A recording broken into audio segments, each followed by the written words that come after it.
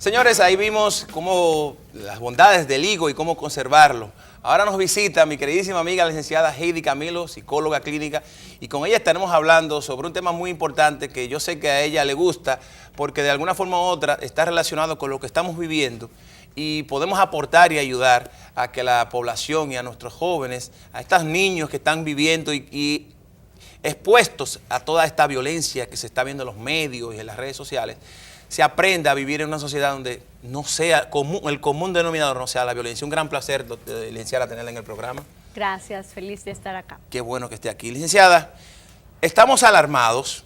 Yo el otro día en mis redes sociales hablaba de la preocupación que tengo como padre de la exposición a la violencia que tienen nuestros hijos. Hoy día, cuando nosotros éramos jóvenes, niños, no veíamos tanta violencia. O sea, para tú poder ver un muerto o una persona siendo agredida por otro, era una revista, creo que llamaba Sucesos, sí. ¿Usted se acuerda? Sí, sí, claro. Que era ahí que se presentaba.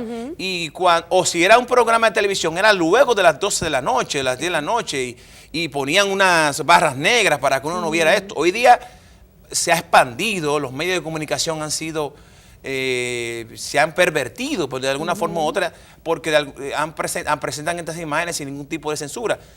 ¿De qué forma esto afecta, licenciada, a un niño, a una niña que ve a diario o con frecuencia este tipo de acciones y cómo se cría este joven, este niño? Mira, si bien es cierto que cuando éramos pequeños, bueno, en mi caso, cuando tenía menos edad, sí, porque tengo que arreglarlo. Usted pequeña siempre ha sido. Sí, siempre he sido pequeña, entonces vamos a dejarlo así. Sí.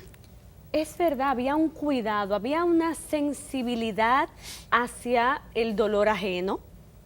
Era un tema hasta de empatía, de solidaridad, de sororidad, es decir, la sororidad es un concepto nuevo que es esta empatía entre mujeres que se ayudaban más, nos acercábamos más.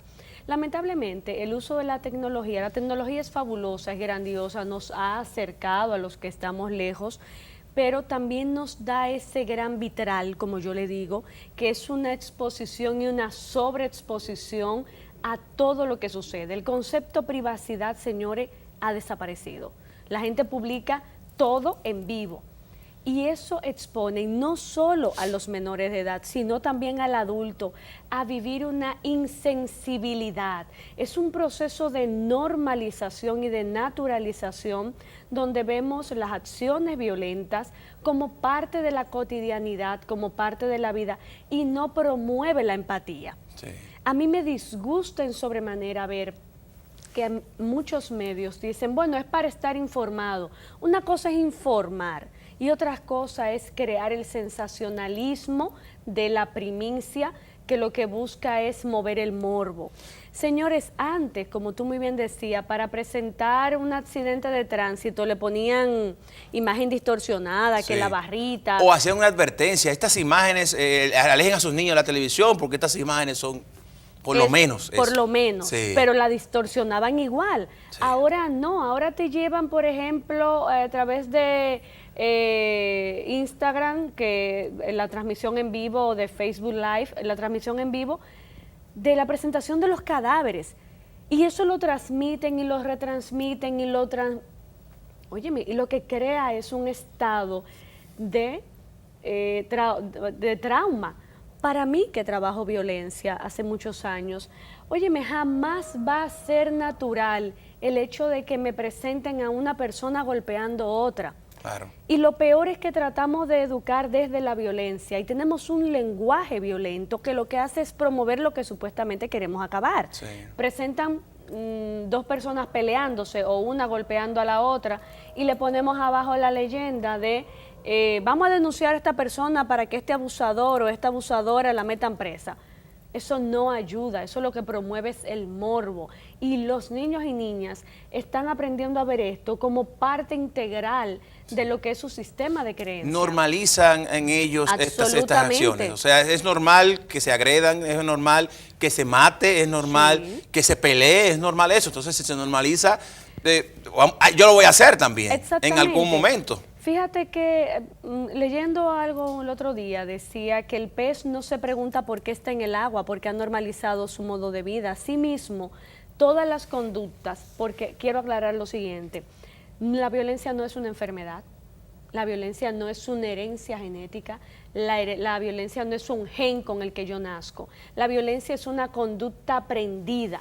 Y se va aprendiendo desde ese proceso de normalización y de esa instauración hegemónica del poder, donde, ¿qué es lo que vemos? El que asume que tiene poder va a dominar, controlar y someter a todo el que cree que es más vulnerable o el que percibe que es vulnerable. Claro. Por eso vemos dentro de la violencia social e intrafamiliar que quienes son afectados son esas poblaciones que no poseen recursos cognitivos, emocionales, sociales, económicos para defenderse ante las agresiones dadas. Licenciada, y la parte que usted habla de eso, de que los medios muchas veces hablan de que presenta las imágenes para informar.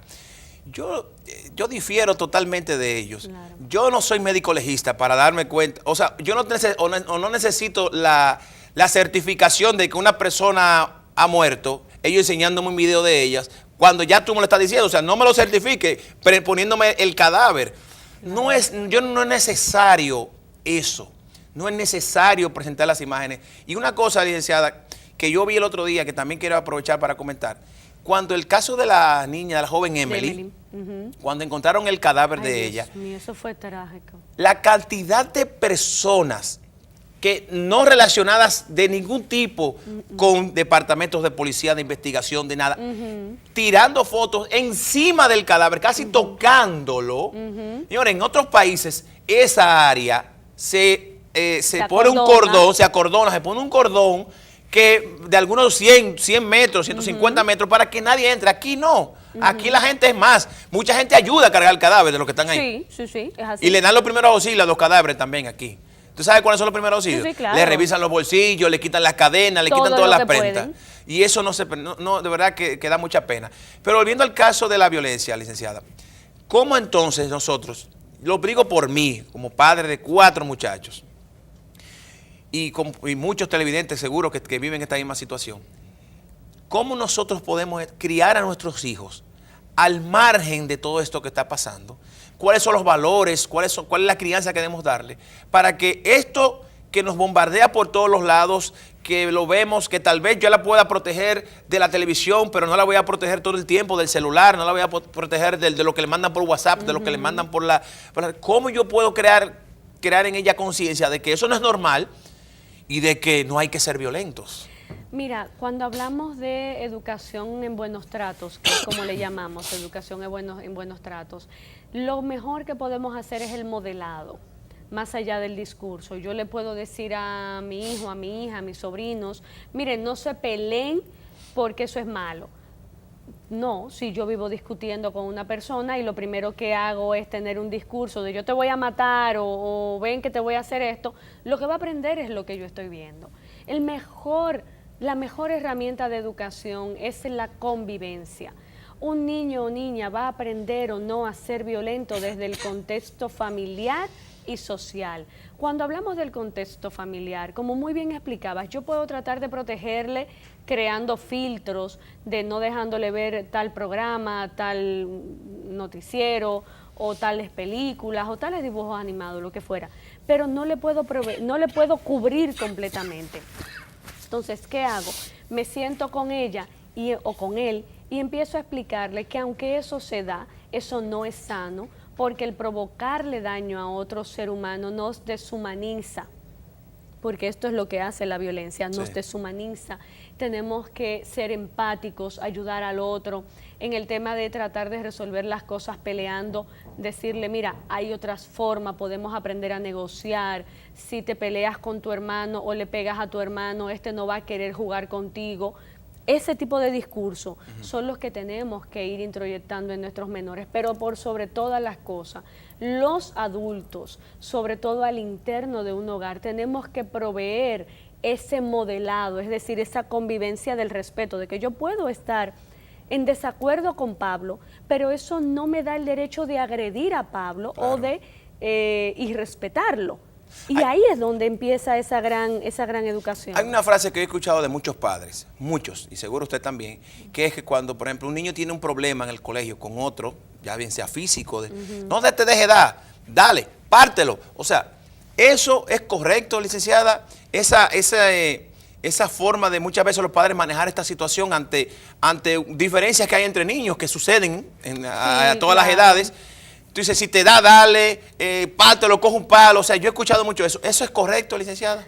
No, porque le estamos enseñando que los problemas, los conflictos se solucionan a través del maltrato. Y cuando tú instauras eso, estás instaurándole la ley del más fuerte, de que gana el que pega primero y el que pega, porque el que pega primero pega dos veces. Entonces, ¿qué es lo que va a hacer el menor? Que cuando crezca, ante cualquier persona que no le dé lo que quiera, o que él entienda o ella entienda que le está faltando el respeto, pues le va a violentar a través de el maltrato físico o psicológico. En el caso de los niños, como muy bien decías, van a pelear. Señores, los niños pelean. Yo tengo una hermana, y usted sabe las veces que mi hermana y yo nos embrujamos Pero era un pleito de 5 segundos, porque de una vez estaba ya junto con él. Claro que sí. Entonces lo que hacemos es que separamos en ese momento y cada quien que coja para su esquina cuando estamos en el interno del hogar. Si es en el colegio, lo que se le dice al menor es, mira, si ese niño, porque existe, vamos a estar claros, existe el acoso escolar donde hay un agresor que va a ir, o un grupo de agresores que van a ir en contra de los más vulnerables.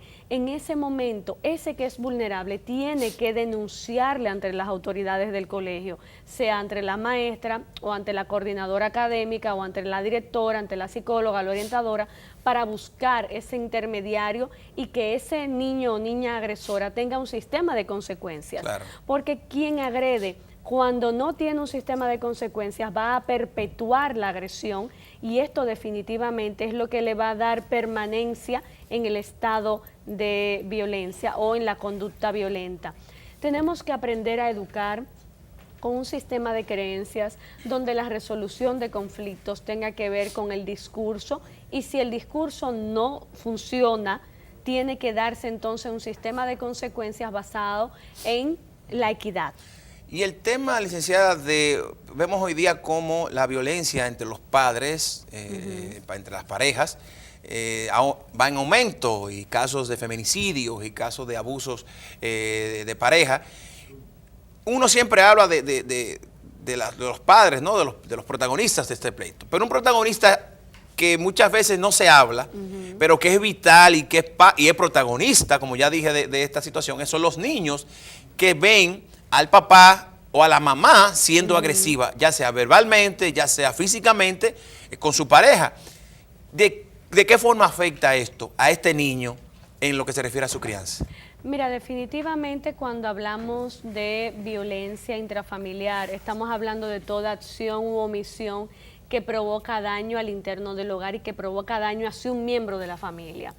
Cuando un niño o niña es víctima de violencia porque es víctima directa, es decir, el agresor agrede al menor en ese sentido, entonces es víctima directa. Pero cuando hablamos del niño como testigo de violencia, es decir, que está ahí, y a veces dicen, no, él no oye nada o él no sabe, lo sabe, lo que no le puedes poner nombre, pero ese clima tenso, el clima de miedo que se respira en un hogar violento, el niño o niña lo introyecta.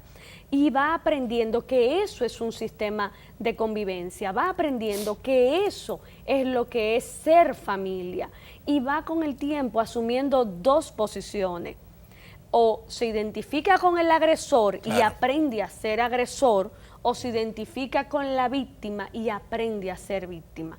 En el mejor de los casos está el hijo resiliente que no se identifica con uno ni con el otro, que aprende a que esto no es lo que quiere en su vida, pero estamos hablando de que ese es la excepción en la regla. Claro. Pero aprendemos a normalizar la violencia, a naturalizarla y aprendemos entonces a reproducirla en nuestro propio sistema de creencias y en nuestra convivencia cuando somos adultos. ¿Qué debemos hacer entonces? Un poco para entrar ya directamente en esa parte.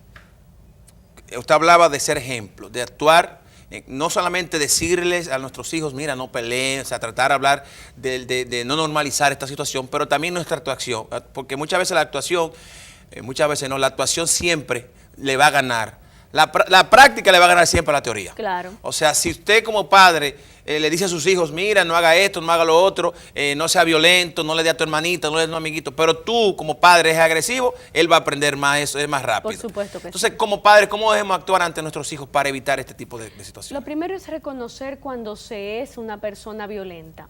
Mira qué es lo que pasa en muchas ocasiones, que la persona agresora, para quitarle el sexo, para que no me acusen de feminista, pero la realidad es que el 97% de los casos son hombres. Son claro, hombres. Claro. Vamos a estar claros con eso, señores. Sí. Tuvimos 3 muertes violentas, trágicas, y hemos hablado mucho de Emily, pero nuestro país está lleno de Emily. Hay muchas Emilys. Ahí está lleno de Emily, entonces vamos a hacer conciencia sobre esto. Cuando la persona agresora reconoce que ejerce violencia, tiene que buscar ayuda, porque la violencia no es un traje que yo me pongo y que me quito a mi voluntad. La violencia es un sistema de creencias donde yo lo asumo y lo vivo.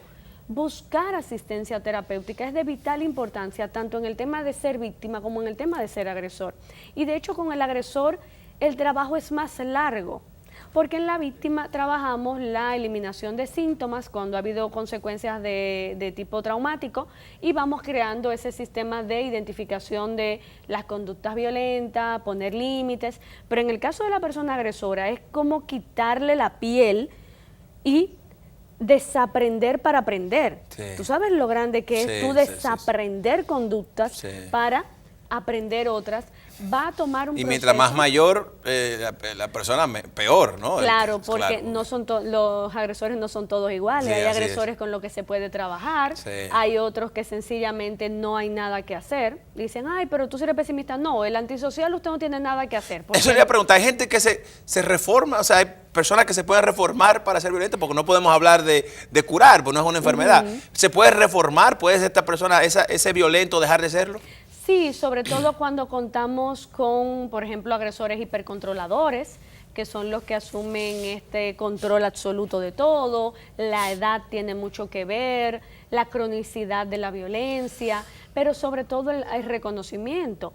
Con el agresor antisocial, que es el que llamamos el psicópata o sociópata, puede entrar en la sociopatía, con eso no hay nada que hacer. No. Porque hay una desconexión de la empatía. ¿Y entonces qué hacemos con esa persona? Bueno, porque está ahí. Está ahí y en muchas ocasiones no cometen delitos. Vamos a decir que no llegan a delinquir, que es matar, pero pueden hacerlo. Y en este caso, va a sonar duro lo que voy a decir, pero si usted vive con un antisocial, cuídese. Por no decir váyase. Porque no hay un buen pronóstico. No hay buen pronóstico. No. Eso es importante, señor. Y hay que reconocer también, la licenciada, yo sé que ella lo manejó de la manera más sutil, pero es la realidad. O sea, si usted ve que su pareja, no vamos a hablar de sexo, pero sabemos que los hombres somos más agresivos que las mujeres. Si su pareja es una persona que no tiene autocontrol, que usted ve que es agresivo y que no tiene, ni quiere buscar ayuda, y usted entiende que no va para ningún sitio, miren, deje eso. Deje esa relación, sálgase de ahí antes de tiempo. Y hay factores que usted tiene que venir, ya el tiempo se nos fue, licenciada, pero cuando usted regrese al programa, tenemos que hablar de ese perfil del hombre violento. Claro que sí. Para que las mujeres reconozcan, antes de que se involucren en una relación más seria, desde el inicio, cuáles serían las características y los comportamientos del hombre agresivo, para que ellas digan, no, espérate. Déjame yo no involucrarme en esta relación porque puede ser un problema. Porque al inicio, aunque todo sea rosas y todo sea muy bonito, hay características. En el noviazgo se presentan. Situaciones que pueden dar señales de que esta persona es una persona agresiva. Claro que sí. Claro. Muchas gracias, Alicia. Siempre. Un gran placer siempre compartir con usted. La licenciada Heidi Camilo, psicóloga, estuvo con nosotros orientándonos, y ojalá que los padres entendamos que una de las cosas que más me gustó de la entrevista con la licenciada es que ella dice que la violencia no se nace siendo violento, eso es una conducta aprendida. Y como tal, nosotros debemos crear conciencia en esto y no enseñarles a nuestros hijos a ser violentos. Tratar de que todos estos videos y todas estas bombardeos que hay en las redes sociales y en los medios de comunicación, tratar de que nuestros hijos no tengan alcance a ellos, pero también hablarles acerca de que eso está mal. No normalizarlo. El otro día me mandó 30 segundos, señor director. Un amigo mío me mandó una foto de una persona siendo decapitada. Ay, Dios mío. Señores, o sea, el tipo le tenía la cabeza agarrada aquí con un machete y el tipo así. Y yo le pregunté, yo le escribí a él, yo lo borré, yo ni lo vi. ¿Qué yo gano? Yo hasta le dije una mala palabra. Claro. Dime, ¿qué tú crees que yo gano viendo eso? No comparta. ¿Cuál es el beneficio? No lo comparta, ¿Cuál es el beneficio de eso? O sea, la persona que ese tipo de cosas le gusta verlo, tiene que buscar ayuda psicológica, de verdad, porque, óigame, que eso a ti te haga, te satisfaga de alguna forma u otra, hay un problema. Y serio. Y serio. No comparte ese tipo de cosas, señores, cuidemos y vamos a tratar de que todo lo que enviemos, todas las informaciones que demos sean informaciones sanas, puras. No hay que ponerle vendas a la gente porque hay realidades que no se pueden tapar, pero también tratar de filtrar muchas de las cosas que a veces son muy crudas como se presentan. Licenciada, muchísimas gracias. Señores, atentos a los boletines aquí en Telesistema y en todos los medios de comunicación. Irma es un inminente amenaza a la República Dominicana. Estemos atentos, aunque no, hasta ahora no va a tocar directamente la isla, no sé, pero va a estar en la zona norte y se van a sentirse vientos huracanados en muchas de las regiones de nuestro país, por eso hay 17 en estado de alerta. Así es que, por favor, alerta roja, porque las otras son amarillas y solamente dos están en alerta verde, que también es una alerta. Señores, cuidadito. Tomemos medidas de precaución y estemos atentos, no nos desconectemos de los medios de comunicación porque esta tormenta este huracán no es un juego. Pasen excelente resto del día.